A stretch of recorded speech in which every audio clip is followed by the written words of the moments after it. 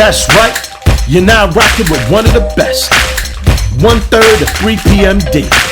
And I go by the name of All Right. And you are now listening to the Schwaber Room Media's Random Shit, where I talk about all things necessary and unnecessary.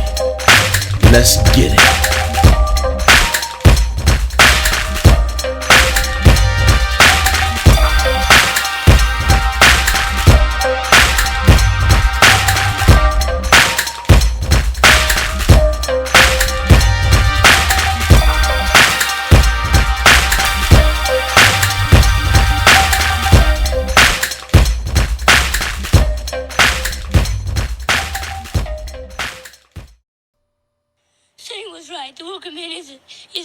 Dad, he's a sucker. He's wrong. It don't take much strength to pull a trigger, but try and get up every morning, day after day, and work for a living. Let's see him try that.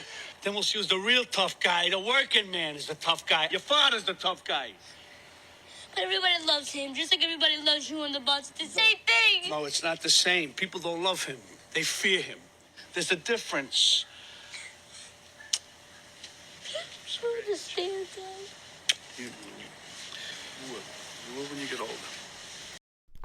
So bust it. That scene was from a movie called The Bronx Tale, in which a father by the name of Lorenzo was trying to teach his son the differences between the working man and criminals, love and fear, and how ultimately it was the working man that was the tough guy. As you heard him say, it doesn't take much strength to pull the trigger, but try getting up every day and going to work. Okay? Now, the most important part of that scene for me was when at the end of the scene, his son is crying, and he's saying, I don't understand. And Lorenzo picks him up, and he's crying. And Lorenzo tells his son, it's going to be okay. It's going to be okay. And C is telling his father, I don't understand. He says, don't worry about it. You'll understand when you get older. The reason that portion of the scene is important to me is because some people have gotten older, and they clearly don't understand, right? Now, you're probably wondering what made me go into this segment for the first episode, and I'll tell you what it was. A couple weeks ago, we did a segment on Omni and the Hellcat and how he's doing 5.5 years, or got sentenced to 5.5 years for pirating cable. Now, it was titled Omni and the Hellcat, just being funny. But in the segment, we were clearly saying that this cat is brilliant. Like, how do you even come up with that kind of hustle? You know, back in the day, we knew about the people, you know, getting the boxes and fixing them or whatever so you can get all the channels. But this dude was pirating cable, and he had his own subscription to where people could pay him $15 a month versus the cable companies. And we was like, yo, money is brilliant. And I said, man, imagine what that kind of mind could do on the other side of the law. I doubled back, and I also said, who is he hurting when Wall Street is messing with our lives, manipulating billions and trillions of dollars? I also said that I think it was 548. I said, yo, who is he hurting when the government does what they want to do with our money, with taxes and everything else? So we were admiring the dude. You know, we were just doing the segment. And when we went and looked in the comments, and hey, hate watch is a watch. As the 48 laws of power states, man, court attention at all costs. Even negative attention is better than no attention. So what happened? We got some people in there hate watching. And obviously, they did not watch the full segment because all we got was like, yo, these lame cats sitting up here laughing at a man getting arrested. That was pretty much the ongoing sentiment, that we were making fun and laughing at him. And at not one point did we make fun of Omi. I think it's Omi. I think I accidentally called him Omni. But at not one point did we laugh at Omi and the Hellcat, nor did we finger wag the brother. You understand what I'm saying? That man did that. He got to pay for it. We were just simply reporting the segment, and you know what? Admiring the cat's mind. But these cats was in there like, yo, y'all lame. Look at these dudes. Y'all hateful. Y'all picking on a cat, going to jail. And one dude was even absurd enough to say, well, keep that same energy when he get out, as if the opinion is going to change, that the cat is a brilliant mind. I mean, we also did another segment about it was this brother in Detroit. He got picked up. I forget exactly what it is he got picked up for, but he had a weed vending machine on the side of his house. You go up, put the money in, pick what you want, and it would pop out of the vending machine. Never seen anything like it, but we gave him his props. But the one thing I noticed that I had to say was like, yo, you cats go harder at the straight-laced, blue-collar working man than you do the criminal. You ride hard for the criminal, but look down on the person that has a job. And I'm wondering if that's just like a cultural thing. Because you'll hear women say, I can't be with no man that got no job.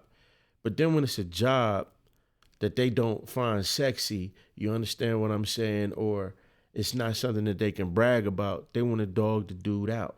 And I'm like, man, that's better than the person not having a job. At least that man can get up and hold his head up and take care of his business. You know what?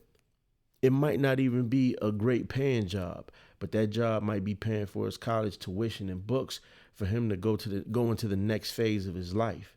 You know, culturally, I don't think people respect the working man. I saw one time on YouTube where this guy was interviewing these women, and they were asking the women, what would you rather have? A scammer, a drug dealer, or the guy that works the 9 to 5? And I want to say out of all the women that they asked, let's say it was 10, only one of them said that they would deal with the 9 to 5. All of them pretty much said that they wanted the scammer. They wouldn't deal with the drug dealer because it was dangerous, but they would deal with the scammer. And I just couldn't understand it. We was watching, I think we all saw the Breakfast Club episode with Dame Dash, and the brother was spitting. I'm not knocking what he was saying as far as entrepreneurship and being your own boss, but he was digging at Envy, saying, yo, you a worker, you a worker, you a worker. And Envy was like, nah, I'm my own boss, this, that, and the other. And it's like, yo, what is the problem with being a worker, gainfully employed? We just saw it again when DJ Academics got into it with Sharp, and he kept calling him. He said, yo, you ain't no boss, you ain't no boss, you an employee.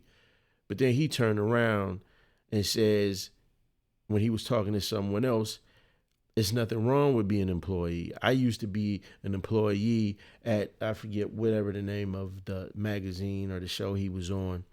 I was an employee, but then he goes back into, I'm a boss, and he's always telling people how much money that they have. And ultimately, it's more working people, more working class people than it is bosses, more working class people than it is white collar guys. You understand what I'm saying? It's more working class people than it is criminals.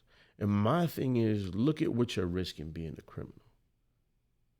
Everything that you've gotten through those ill-gotten gains, you're risking that being taken from you from asset seizures. Hopefully that doesn't happen to the brother Omi. I'm not wishing that on him. Like we said on the show, hopefully he puts some of that away so when he get out, he'll be set. But again, a lot of these dudes, you live that life, man, and you might have a cool 10, 15-year run, and then you end up in prison and it's all squandered, or the law takes it away from you. Meanwhile, you got the cat that's getting up every day, going to work, putting in his hours, trying to get that overtime just so he can go home and take care of his family. That's the man who can hold his head up. And I'd rather hold my head up than look over my shoulder. Like I said, these cats came on and it was just like, yo, y'all this, that, and the 15th, blah, blah, blah, blah, blah. And I'm like, nah, man, we just giving our opinion on this segment. And I'm not upset about it, but that's just something I wanted to point out about the culture. You know what I'm saying? How the college student don't get no respect. But the dude who did 10 years, he gets the respect. You understand what I'm saying? The guy who gets up early in the morning and goes to work. The person who enlists in the military and becomes a soldier. Oh, man, I ain't going to fight in this man's army and fight in no war. But you'll break the law and risk going to jail.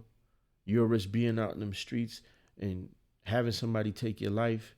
If you have children, you'll risk going to jail for 20 and 30 years because you did something stupid or you trying to cover for somebody who did something stupid. I mean, I just don't get it, man. But I guess maybe it's not for me to get. And that's why that scene in that movie, that small portion of that scene was important to me when he said, I don't understand. And he said, you will. You will when you get older. Don't worry about it. And like I said, I just don't think some people got older or they just don't understand. I don't think a lot of people grew up in the mind. But yo, that's my random for the evening. Just something I wanted to talk about. Just wanted to put something out in the air. You dig? If you getting up, man or woman, and you putting in them hours, whether you blue collar or white collar, and you making your way and you taking care of yourself and your family and you living comfortable and you got heat and you eating and you're warm and your kids got clothes on their back and they healthy and they love you and they respect you because you work hard, you're the tough guy. Peace.